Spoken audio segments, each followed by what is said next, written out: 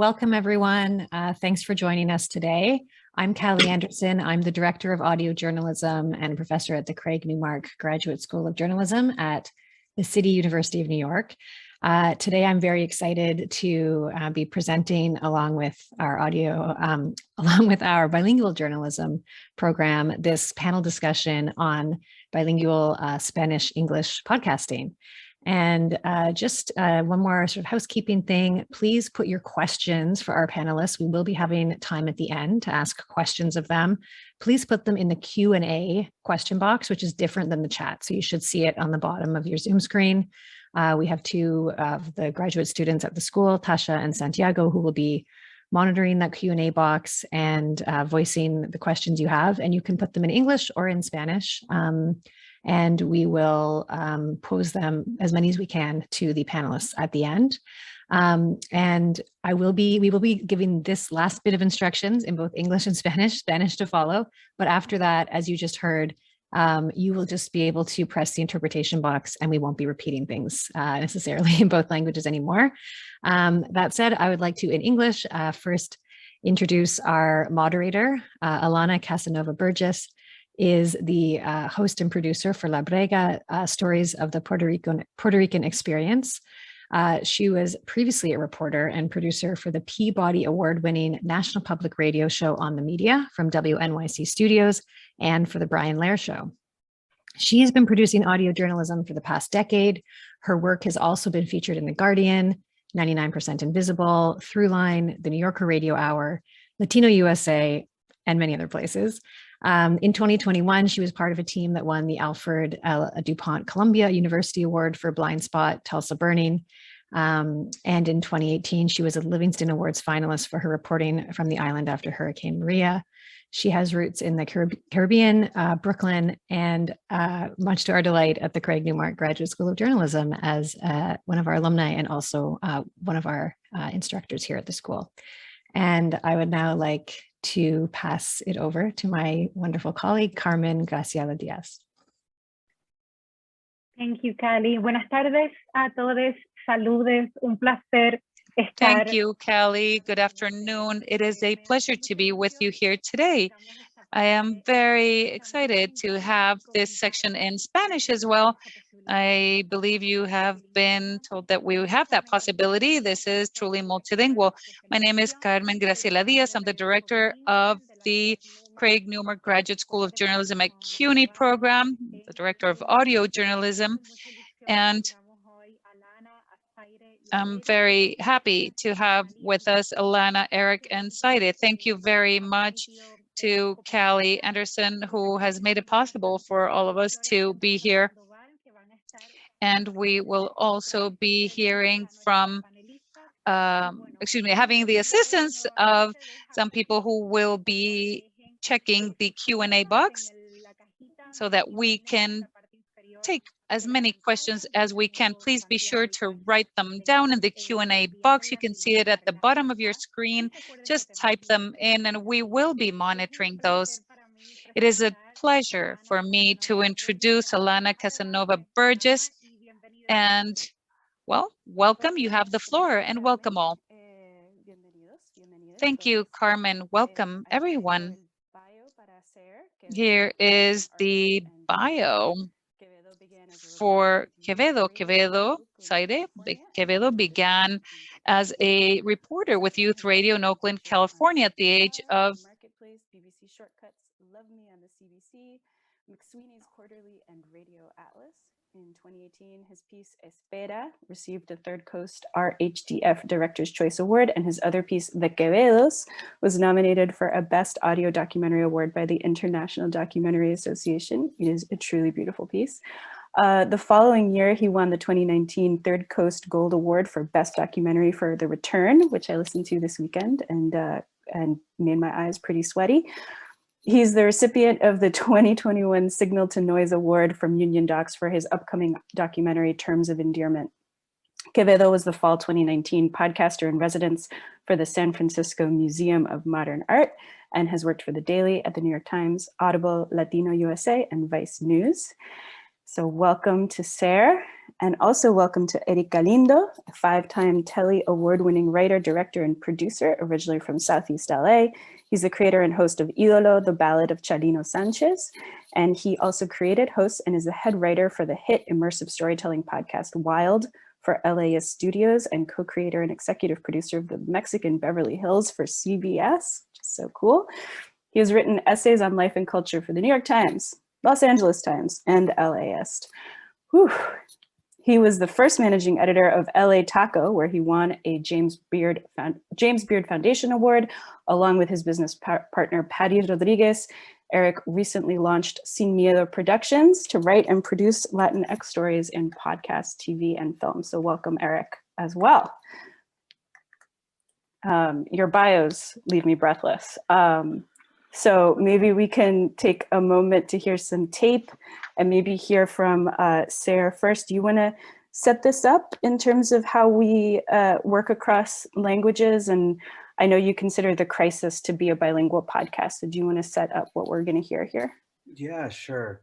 So just, I guess, a line or two of setup of the story that'll be important to kind of understand the clip. The Crisis is a podcast that I worked on with a large and very talented team at Vice News. That is essentially the story of 2 union leaders in Colombia who were murdered, both whom worked for a coal mine run by an Alabama-based company called Drummond. And so the series is sort of looking at those murders and trying to understand that kind of the historical context around them, and also the allegations around the company and their involvement, and also who these 2 men were, and why this sort of like what these murders might tell us about sort of these larger stories about globalization, capitalism, and all of that good stuff. And so Victor, the names of the 2 men were Victor Casita and Valmore Locarno. And so the clip that we're going to hear is about the day that Victor goes missing. And I would just say, you know, if you're someone who speaks English and Spanish, like pay attention to the way that the language sort of plays with each other, because that was something that we thought about a lot when we were producing this, was sort of like, what is the interplay between the Spanish language tape and the English language scripting. And I imagine that we'll get into a larger conversation, so I'll leave it there. And I guess we should say that there's a little bit of violence in this clip, though not graphic violence, just sort of an allusion to it. And this is from The Crisis. The Spanish version is called Contra, Natura, right? Right. Yeah. The next week, Lisa waited for her husband to come home. He usually returned in the afternoon. But as it got late, she fell asleep.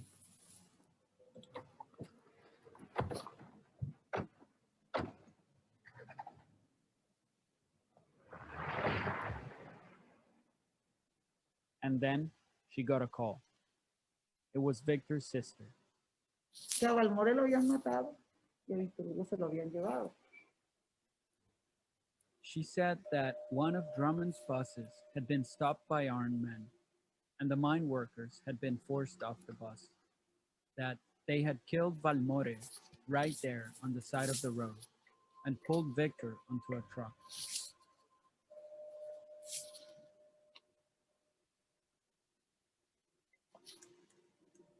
Later that evening, Elisa gets another phone call, this time from a union member named Gustavo Soler. Yo fui la que cogí la llamada incluso. Y yo oí cuando yo, hola, me dice, Elisa, ya apareció Víctor. Cuando él me dice, Gustavo tells Elisa that they had found Victor. Yo dije, ay, gracias a Dios. Y yo le digo, ¿dónde está Víctor? Where, she asks.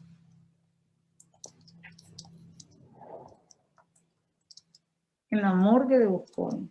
In the morgue, in Bosconia. Victor's body was found by the side of the road. Elisa says that when she goes to identify Victor at the morgue, what she notices the most is the expression on his face. He looks helpless. O sea, él quedó con los ojos abiertos. Y la mirada que él tenía era como una cara como cuando de impotencia, ya cuando como que no puedo hacer nada. They had tortured him. Fue un hombre que yo quise mucho. Ningún ser humano merece morir así, y él menos.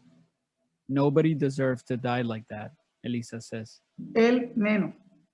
especially him. Él menos.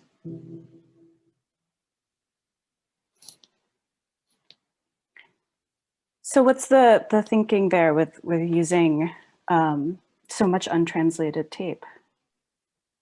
I mean, I think a huge part for me of what makes audio so great and why it is such a wonderful medium is that like so much is carried in the tone of voice and in the cadence of the voice and in the sound of the voice that can't be translated, right? That is like, so like when you're listening to that end of her saying like, you know, saying el menos, right? Like you like really get the sense of the weight of this thing, even if we're not sort of like directly translating it over and over again.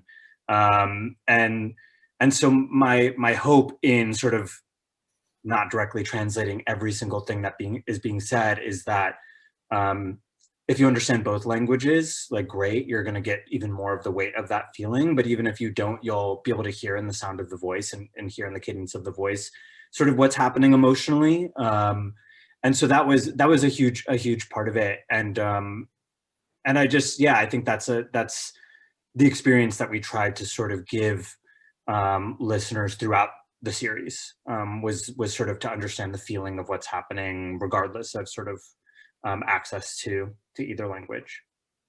Well, what's the thinking there in terms of making a version that pretty much stands on its own in Spanish? Is it about accountability, given that Drummond is an Alabama-based company, but you're telling a story about something that happened in Colombia? Like what's the relationship there? Yeah, I mean, I think it was just sort of, we wanted the way I'd sort of pictured it and the way that we talked about it was sort of that the English version was not an English version. The English version was a bilingual version and the Spanish version was a completely Spanish version. With the idea that like, I think English only is over. No, but like, but kind of like, it was like, you know, it was this feeling of like, you know, if folks are speaking Spanish, let's not assume that everyone who's going to listen to this podcast only speaks English. That seems like, because I listening to the, right, like if I'm listening through the script and I'm having to listen to a direct translation of a thing that was just said over and over and over again, that's really taking for granted my attention and my time. And so really trying to think through that, not assuming that every person who listens to the podcast only speaks English and trying to like respect their time as much as anyone else's. And I think it was a little bit, yeah, it was a little bit of accountability and definitely just wanting to reach as many folks as possible. Because, you know, like this story is a story about Colombia. So hopefully people in Colombia, like our host is from Colombia. So like really trying to be intentional about making sure the most number of people who can understand it can listen to it and hear it. So Erick, do you want to jump in on any of that, and the idea that maybe English only is dead, or bilingual versus one language versions of things? I mean, I think, you know, for the longest time, I can speak especially about written, like when you read news articles peppered with, you know, French language, and like no one's translating the French, you know, like Edith Piaf's La Vie en Rose slaps in any language. And I think that Sayre's completely right about audio being much more about tone. So this comes up every time I do a podcast, especially when I'm doing it with people who are not Spanish speakers. And I always say, well, let them catch up. You know, like I had to catch up as a kid. I didn't know English. There was a lot of words in movies and films and books and newspaper articles that I had to go look up to learn because they were English was not my dominant language. And now I've caught up, and now I want everyone else to catch up. So I think that is, I completely agree with Sayre. Like, at least for me, English only has definitely always been dead. I've never been English only, so I don't know, you know. So do you want to set up this piece of tape you brought from Chalino, and what folks are going to hear? Yeah, so I think, you know, for us, we were doing a podcast that was about a very specific moment in time, you know, the 90s, and also it was about a place. And the place was split in two like many immigrant stories are, and it's a story in Mexico, set in Mexico, but it's also a story set in LA. And we firmly believe that the lens through which you tell stories matters. And we wanted the host to be a reflection of that. So we wrote episodes in English and in Spanish all together as a team, but there was an understanding that the Spanish version was not going to be a direct translation of the English version, and it was going to be its own thing, its own story, told through the lens of somebody who grew up in Mexico. And the English version was going to be told through the lens of me, right? Somebody who grew up in Southeast LA in the 90s. And you'll hear this clip, which is basically the same part of the episode in English and Spanish, but you'll see how the lens really affects how the story is told. And we should say, I guess, that your co-host, Alejandro Mendoza, is the second voice that folks will hear. Yes, Alejandro Mendoza, who's great, beautiful musician, storyteller, works at Vice, everywhere. News of Chalino's death came with a figurative and literal shock for my older brother, Paul, a tough-ass teenage outlaw in his own right, who idolized him. I remember him coming home that day. He didn't say anything, but he was clearly upset and wanted to play a Chalino Sánchez cassette tape in our jammed family boombox. But Paul forgot to unplug the portable radio. When he tried to dislodge a stuck Gloria Trevi cassette tape with a file-down screwdriver, a small electrical current knocked him back, all the way out, for what felt like an eternity. After he recovered, he came into the living room and announced through hard-fought tears, they killed Chalino, as if he had lost someone close to him. I just sat there on the floor of a near-empty room in our little yellow house on House Street, just a few blocks away from where Chalino lived with his wife and 2 children my age. And I wondered who the they that killed him were. I never thought one day I'd be sitting across from Chalino's best friend and band leader, Nacho Hernandez, trying to find answers to that question. Cada quien para su casa. La primera vez que escuché una canción de Chalino Sánchez fue en Uruapan, Michoacán, a más de 1000 kilómetros de Sinaloa. Yo crecí en la Ciudad de México, pero pasaba gran parte del año en Uruapan, visitando a mi abuela y a mis primos. Tenía alrededor de 8 años cuando escuché una canción suya en un puesto de discos pirata ahí en la plaza central de la ciudad. En ese entonces ni le di importancia a su música porque era una oferta más que se había convertido.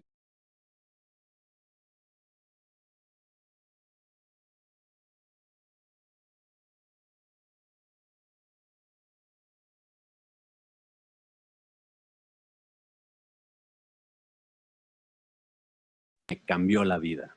Mi primera patineta.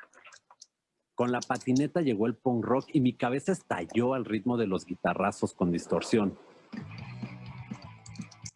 Quería patear, romper algo y hasta gritar.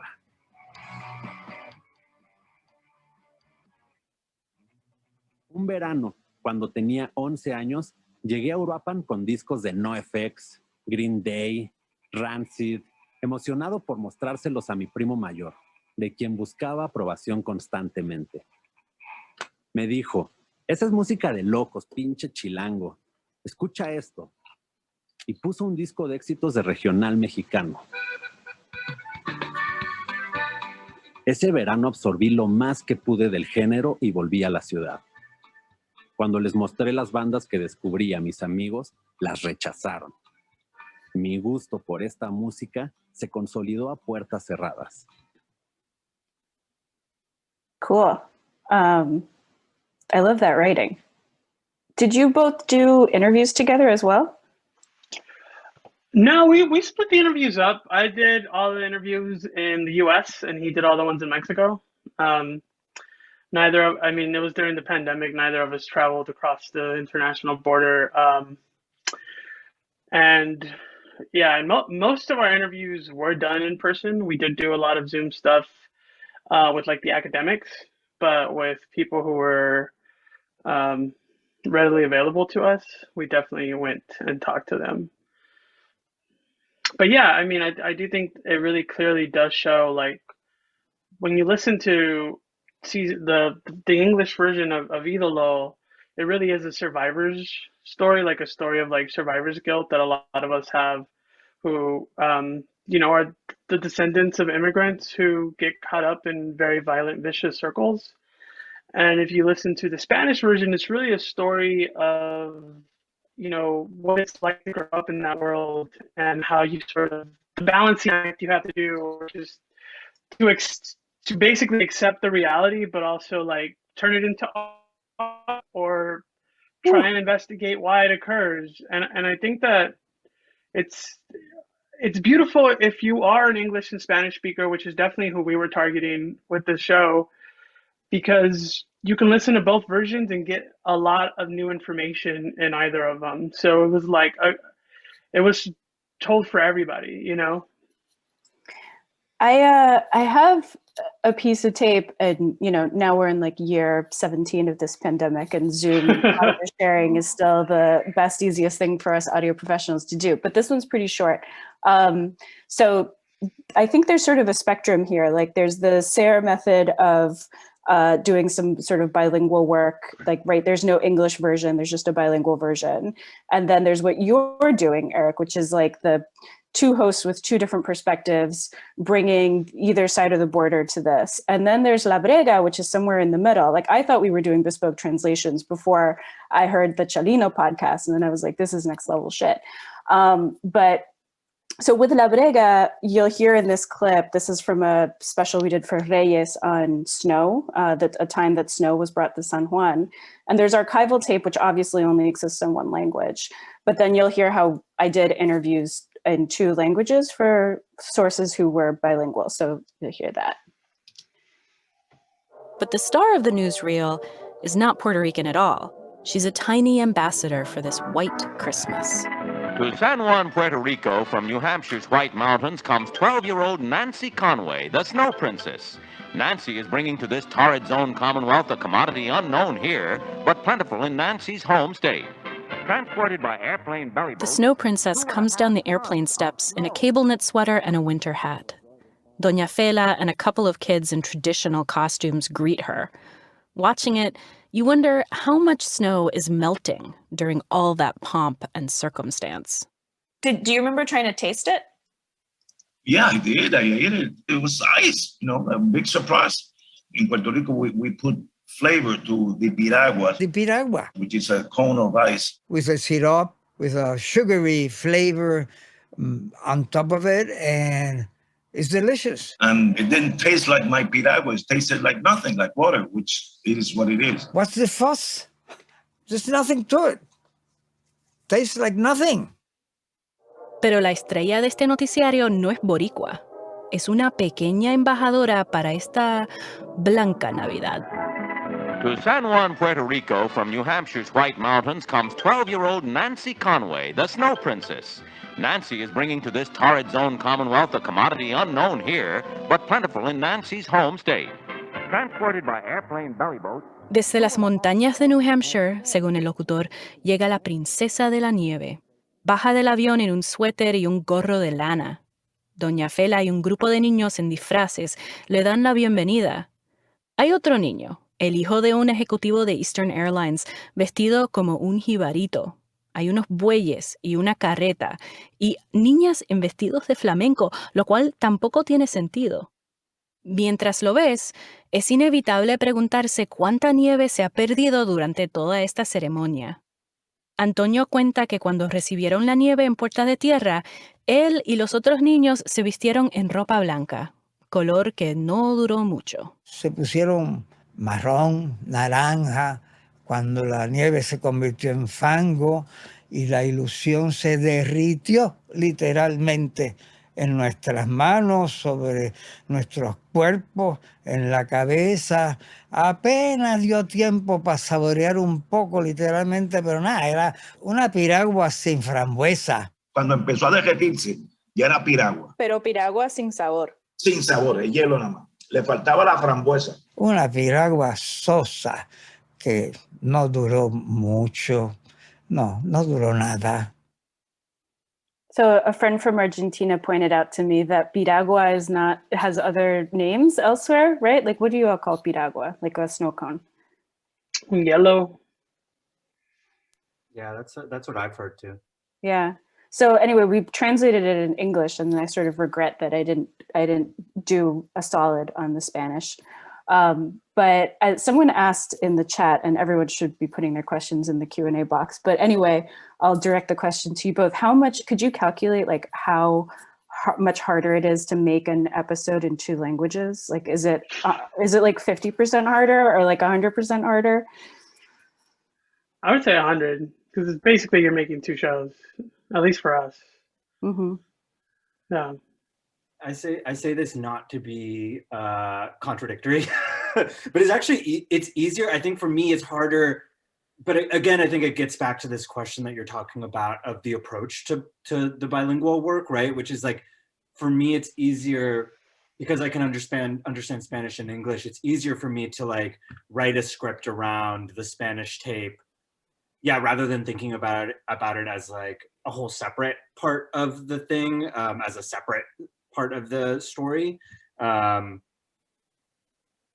don't know. Yeah, it felt more natural because I could just like, I could be scripting and then throwing tape in and not really thinking too much about it. And like, you know, the sort of, if I'm passing it by someone who only speaks English, then like that gives me some ideas of like, oh, maybe we interpret a little bit of that, or maybe we add that part. But I found it to be much easier.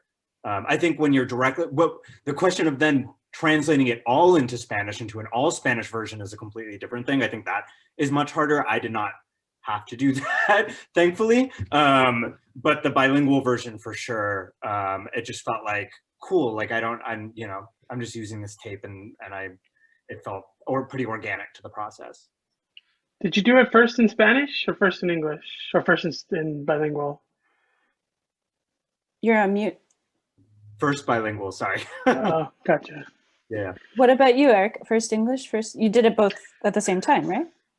Yeah, so we would actually trade off episodes, and like as a lead writer, me and Alex, and like I'd take episode 1, and then he'd go write episode 2 while I was writing episode 1, and then Juan Diego would translate. So we had a couple of producers, Juan Diego and Lily. They would translate it literally from Alex's Spanish to English, or from my English to literal Spanish. Then we would take that and do a rewrite in our own voice. And we also had editors on both sides of the border, just because not only was it a Spanish, but it was a very specific type of Spanish, uniquely Northern Mexican dialect.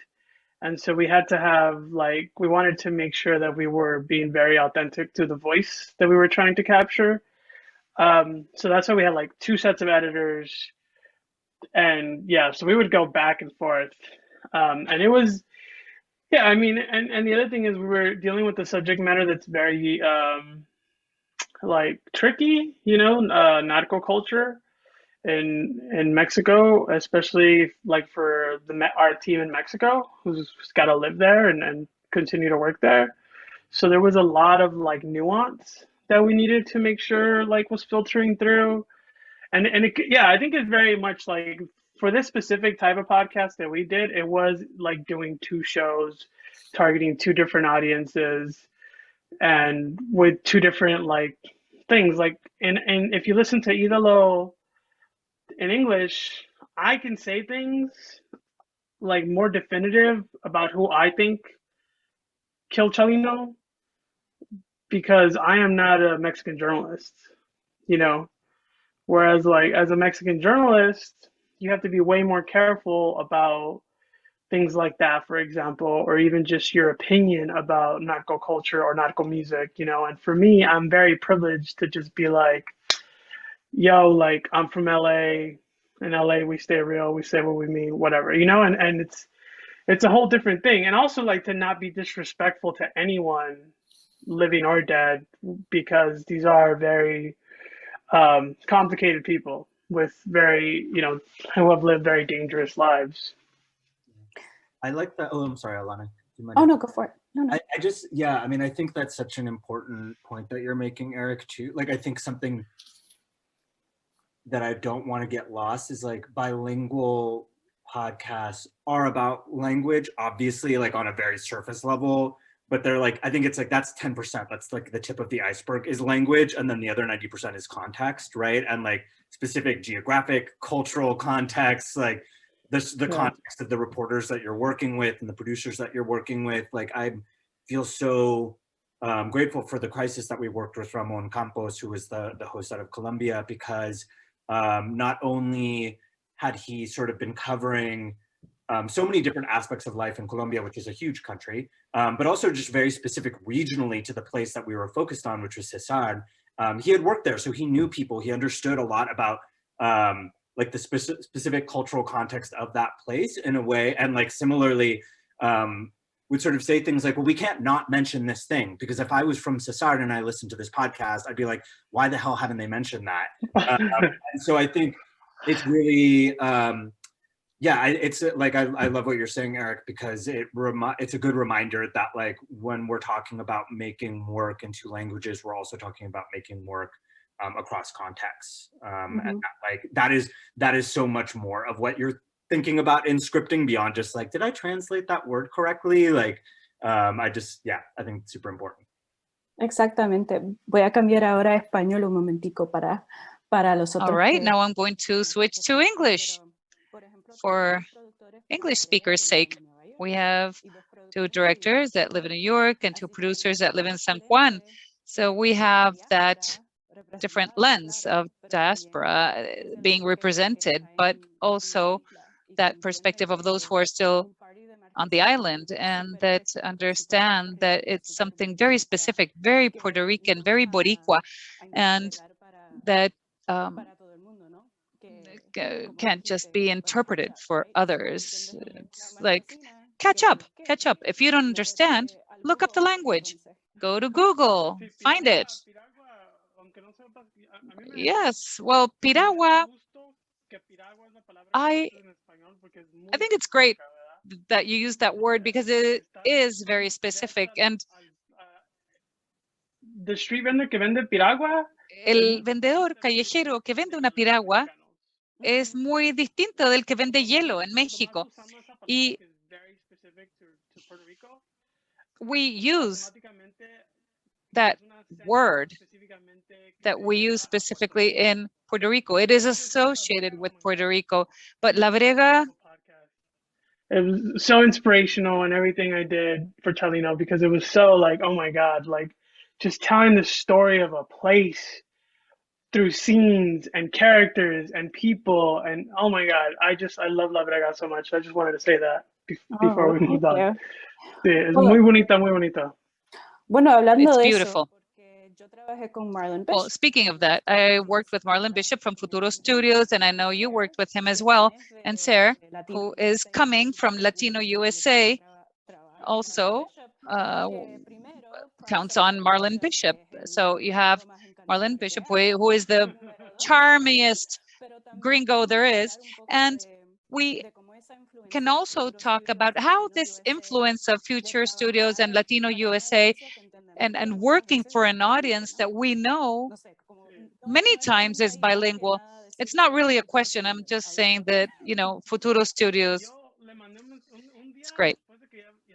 Well, a day after we had finished, I was just sitting there and thinking, genio. He's a fucking genius. Y le mandé un mensaje, le mandé un texto, le dije, oye, Marlon. And I sent him a text, I sent him a message, said, Marlon, you don't need to answer. I'm just saying, you're a genius. I want you to know the work you've done with like La Brega, Selena, La Brega, Latino USA, and so many. Doing remarkable work, I mean, and they've been doing it with many. The fact that they've been able to work with not only many different hosts and writers, but also different companies and partnerships, and delivered on across all levels, I think shows like just how special that place is, and the talent that keeps coming out of there is like beyond. So totally agree. Yeah, Definitely. And I also think that it's, I mean, I think what's so special, I mean, so many people that I respect have come through. I worked at Latino USA specifically, but so many people I know and love and who are my friends and colleagues or people who I admire have come through Futuro or worked with Futuro at one point or another. And I think one of the things that's so special too about Futuro is that it is exactly what we're talking about, right? It does a lot of exactly what we're talking about, of sort of like really celebrating and highlighting how multidimensional we, in quotation marks, we are, right? Like this idea that like the experience of Latinidad is so complicated and that it can't be sort of just like one version of a thing. It's got to be multiple versions of a thing and be understood in different languages and different contexts. And I would say also just that my time at Latino USA really informed the way that I think about how we approach this work as well. Like it never, when we started on the crisis, it never occurred to me that we would just do a version where we're like straight translating stuff, because that's just not the way that we did things. Like I think there was always the assumption that someone who is listening would understand Spanish, that it wasn't just an afterthought. And I think, unfortunately, I've also had experiences in other places where that's not the case, right? Where it's like, you know, speaking another language, or like language itself is not seen as being a highlight. It's seen as sort of a barrier to getting to meaning, which I think is a disappointing way of utilizing and thinking about language, right? When like so much of what we do is about the power of the human voice and about the power of sound. And so yeah, I think it's an incredible, I love Futuro, and I think that they've done so much, not just for obviously me as an individual and us as a group, but also for the landscape of the audio industry in general. I mean, picking up on what you just said, the idea, like audio journalism, like the tape that you had in your clip and the tape of Antonio Martorell and Ignacio Rivera talking about piraguas, it's sort of the like quintessential emotional tape. It's like the tape that you would pick regardless of what language you were working in, because it's where you can feel like the most passion in it. And I think, I'm just thinking about when I put together a script, I'm really looking at who, I'm looking for like the most emotional tape that's going to work regardless of whether someone can like literally understand the words, right? So in a way, it's like taking what we do regularly and elevating it to this next level of like, oh, you can hear the emotion in this woman's voice when she says el menos, you know, which would work regardless, right? Like, yeah. Right. It's almost totally. Like the most special version of what everyone else is doing. No offense, everyone else. No, I totally agree. Yeah. You know, there's a version of this. I mean, this panel is literally called like, you know, how to make a show in 2 languages, but I guess there's a version of that question that's, should you make a show in 2 languages? And Sayre, you were saying that this is like a, you know, making a bilingual version, like how should we all be thinking about whether it's appropriate to make a show in 2 languages or not? I think honestly, the first thing that popped into my head, which is a hard answer and maybe a potentially not very, it's not going to be very exciting, which is like, you should do it if you have the resources to do it. Cause like to make a bilingual show, you need a team. I mean, you can do it on your own, obviously, if you're just like super passionate and are like, I'm going to do this.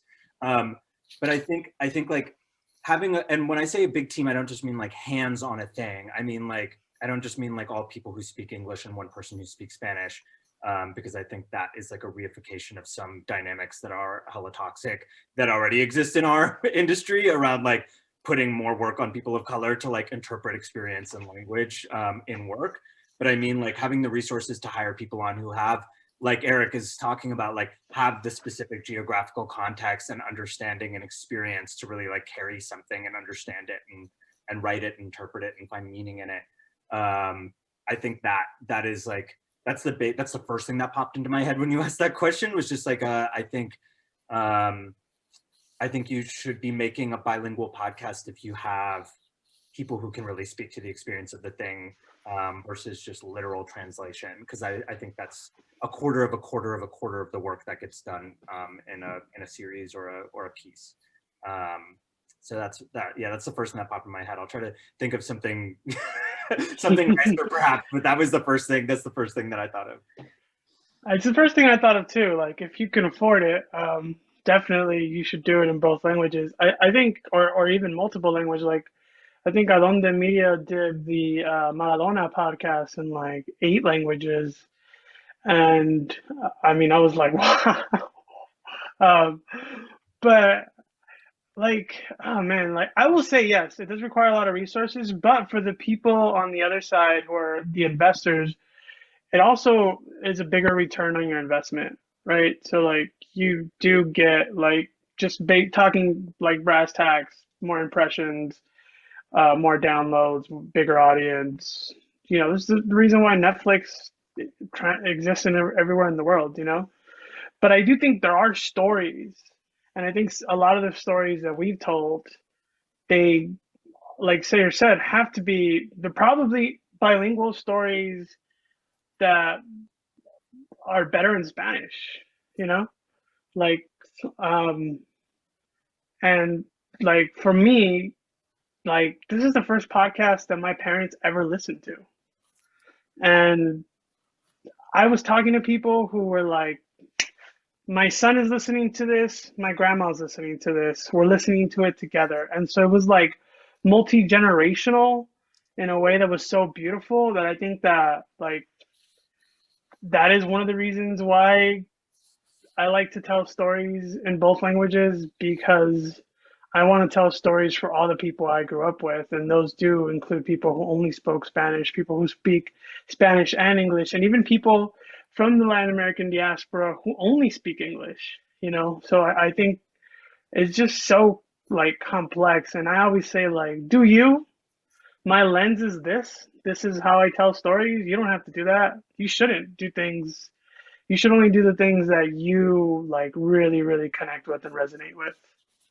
Yeah, especially the kind of Fabergé eggs that we're making over here. Like, it takes so long to make them that if you're not in love with the subject matter, like, what are you even doing? You're gonna, you'll burn out in a couple months. There's I'm sure tape exists of me like crying into the like, again? Why do we have to do this again? Like, version 13, final draft. Yes. You know, one thing about that is, like, speaking of crying, is I obviously, like, I do a lot of interviews in 2 languages and sometimes go back afterwards very surgically to ask questions. But I don't think that I would do an interview like the one that you played, Sayre, twice. Like, I would not put a source through that emotional hardship twice just for the hat trick of making right? Like, that's something we should say out loud.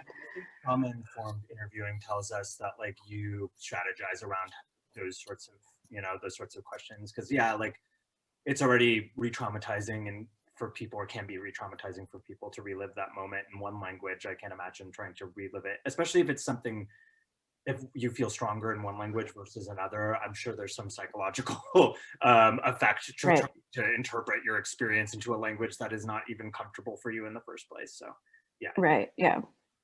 Totally. And also I think like there are academics that I think are very good in both languages, and those are the people that like you can go and re-interview specifically if you need something. But I wouldn't re-interview like a subject who went through something very traumatic. Right. I mean, and academics just want to be called over and over again. So that seems like doing them a solid. Yeah. I think we only did it one time on the show on Chalino, and it was with a professor who happens to teach corridos at like one of the state colleges here in California, and he's actually really, really good in both languages. So we just re-interviewed him in Spanish a couple times. So we have over a dozen questions here. Tasha and Santiago, do you want to sort of jump in here and? Sure, I can start. I have a question from Salman that I would love to know each of you has any advice or techniques for playing interviews in other languages without resorting to the classic starting in the foreign language and then ducking as a translator visit.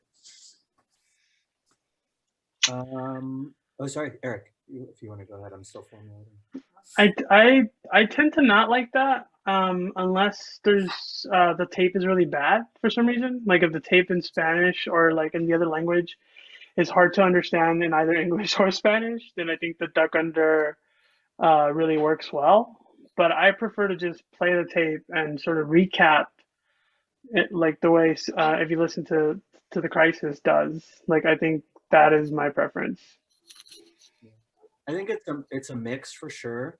I try to avoid the ducking because it feels very, you know, I don't have to say it out loud, you know, it just feels that way. I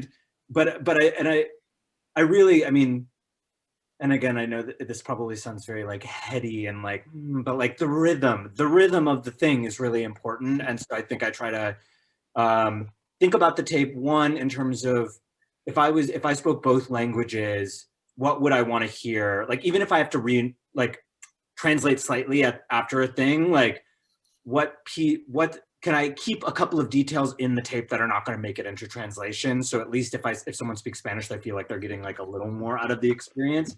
That's definitely a big one. And then down to the rhythm of the thing too, where it's just like, well, what if we let her start her sentence and then we finish the sentence and you can understand like that, you know, that help, you'll get the meaning of what's being said regardless, but at least you're getting kind of a dynamic experience on a listening level as well.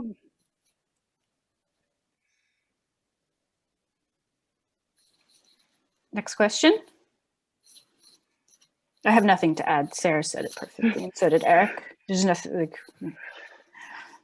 Okay, so the next question we have is in Spanish, and it's, I guess, primarily directed at Eric.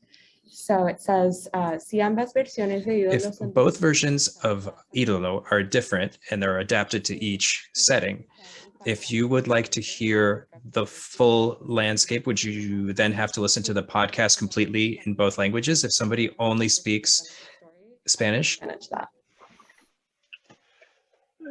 Pues sí, pero la historia de Chalino sigue siendo igual. Chalino's story is the same.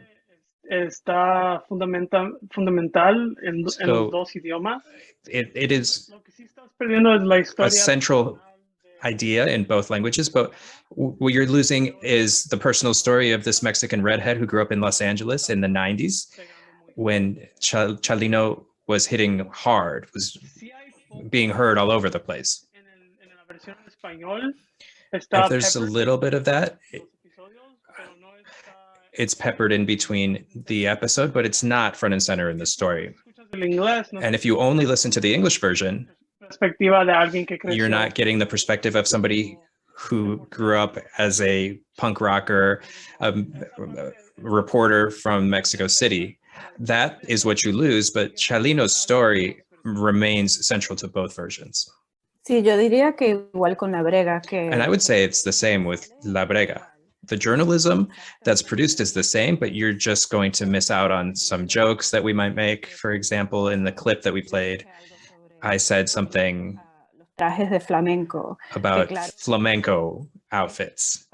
And so for me to stop and give an explanatory comment about what a jíbaro or jibarito is in English, we decided to cut that part out in English because that's not going to give you the feel for it. But in Spanish, I can say it like that. So that's like a value add for that version in Spanish. But it's not central, I would say. Aunque los jibaritos siempre son. Although jibaritos are always key. All right, our next question is from Rebecca that asks, do you have a sense of how many non-Latinos or non-Spanish speakers listen to your bilingual work? Sayre? I don't know how to quantify that, honestly. I mean, I know we had a fair amount of listeners in Colombia, but it's not, you know, that's not a, like if we're talking about US listeners, like how, I don't think they split it up that way. So it's hard to say. But I've from the responses, it felt pretty even. Like I think we got, I definitely got emails from folks in Spanish and emails from folks in English, emails from folks in the US, emails from folks in Colombia. So yeah, it's hard to say. I'm curious if y'all have any sense of that for yourself. No, I mean, we were pretty 50-50 of both languages, but it's impossible to tell, like, if there are people in that crew who are listening to both versions. We did have people like all around the world listen to the show. Like we had people writing in from India, and we can see the metrics, and, Israel and stuff like that, which made us think about like, oh, how should we be, like for our next round, how should we be thinking about who our audience is that aren't just like Puerto Rican, like, that's a good starting point, but how do we want to make it any more accessible? I don't know. Yeah, I also don't know like the breakdown, but I do know it was like doing well in like Australia and the UK and in various other places where I assume there are not a lot of Spanish speakers, or at least specifically not like Mexican Mexico regional Spanish speakers. And also, like what Sayre said, anecdotally, like people from all over the place have reached out and expressed their appreciation of the podcast, people who don't speak Spanish. So, yeah, I also don't like to look at the numbers. Yeah, I don't like that either. Yeah. Can I ask you both a question? I mean, when I listened to Chalino, it was like a, cleaning the apartment kind of day. And so I just went through and let the whole thing play. And so I was listening to each episode first in English and then in Spanish, or I forget which way it went. But I know that the feed for the Crisis for Contra Natura was organized differently. So I've been listening to that like all in one go and one in the other. Do either of you have a preference for like how to organize the feed? That's beyond my pay grade. I do not make those decisions. I will say though, like listening to the Crisis or to like the Maradona podcast, it was very convenient to like just listen in one language. But I do think that like the Selena podcast or like Loud, I just let it play and it would just go, and I was fine. I think I'd be fine either way personally. So yeah, I think it depends on subject matter. One, like I don't know if I would listen to the Crisis in both languages back to back because it's just such an intense story. I'm like, I can handle this in one. Let me just do this in one go. Personally, I like what you're saying of the back and forth. I think like as a listener, that's a more interesting experience. But I also understand that like my version of how things work might not be profitable for people, or like the thing that is actually like most helpful. So I would say, yeah, I mean, my personal preference would be the staggered sort of versions, but I don't know if that's sort of like the most successful way to release something. Next question, Santiago or Tasha? Yeah, so this next question is there ever any backlash to your bilingual content?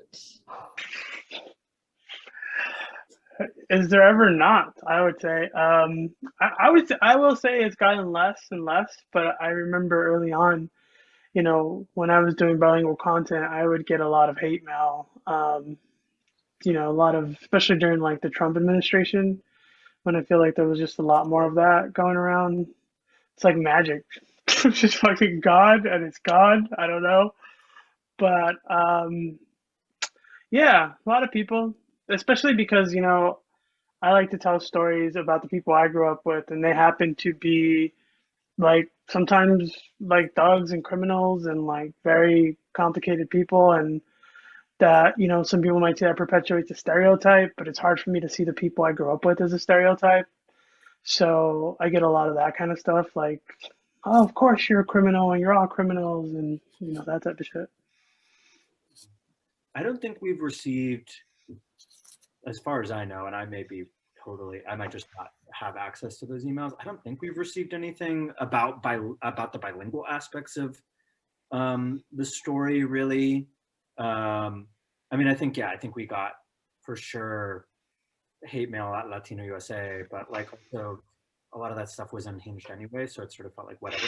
And also like we were like, what we're doing is great. Screw you. So it was never, it never, I would say I've never received any, I've never received like creatively constructive hate mail. Like it's never been like, I hate bilingual media because of this. It's always, right. You clearly don't like me anyway. Like I'm just not going to worry about any of this. So no, I think I've been, very lucky and privileged in that sense that have not experienced that. Yeah, I was bracing myself honestly for like a Puerto Rican discourse around who are these members of the diaspora who are telling us what it's like to be Puerto Rican. But because our team was so Puerto Rican of all kinds, we did not get that. It's like I don't know, I'm sure I'm saying these words to the wind, and I'm sure tomorrow there'll be some kind of horrible message waiting for me. But no, I think we just like, we had a team of reporters and producers and editors who were so, there's no one way to be Boricua, right? So like, so representative that people can't say, hey, you suck, because we didn't. So I think we have like time for one more final thought or one more short question or parting words of advice. How do you all want to spend the last couple minutes?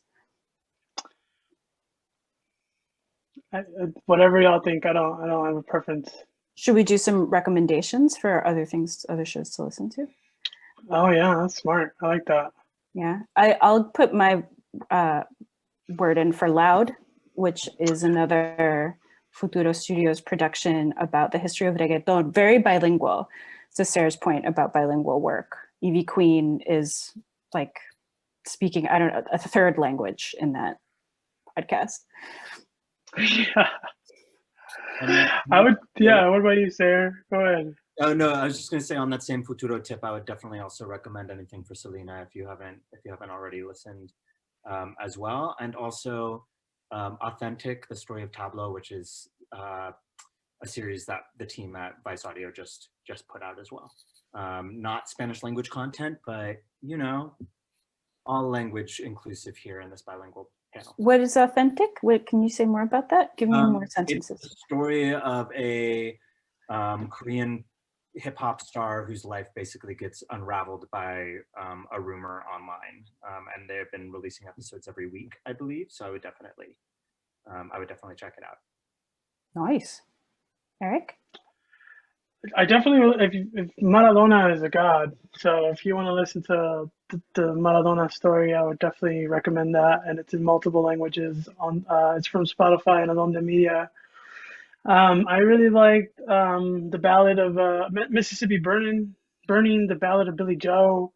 Oh my God, what an incredible piece of audio. That's just in English, but it's so good. I definitely, love La Brega, and anything that these two people have done is so good and really laid the groundwork for the work that's happening now, I think. So before we go, can I just ask one more thing? I saw this like TikTok the other day and I forgot to save it, but it was about someone trying to figure out if their voice is higher or lower when they switch between English and Spanish. And I don't know if you've seen this, and it's been with me ever since. Do either of you have thoughts about how your voice changes from one language to the other? No, but thanks for putting that in my head. I know, once you start thinking about it, you can't stop. Leave this panel feeling more conscious of my own voice than before. Good. I will say I do notice when I'm speaking to people specifically from Sinaloa, my Sinaloa accent for sure comes out, and so does my parents, and so does anyone, which is like, "Hey, plebes, ¿qué pasó, plebe? ¿Qué andan haciendo allá por allá?" Hey, what are you doing over there? I think I get a little higher in Spanish. Oh, really? Okay. I think I go lower if that's possible. All right, Kalli, Carmen. Thank you all so much for this amazing conversation. I've been laughing and nodding and loving everything about it. Thanks, Alana, for moderating and for all your amazing questions, for everyone who sent in questions, and to Tasha and Santiago for pulling out some really great questions. I know there are many more. Thank you, Erick. Thank you, Sayre. And thank you, Carmen. So yeah, there's lots of questions we didn't get to. Head to Audio Twitter, go to your places, continue the conversation. we're all still there. You can find all these fine folks on Twitter and find each other and keep it moving. So thank you, Alana, and have a great afternoon, everyone. Thank you. Bye. Gracias a todos. Buenas tardes. Thank you, everybody. Have a good afternoon. Good afternoon. Thank you. Bye.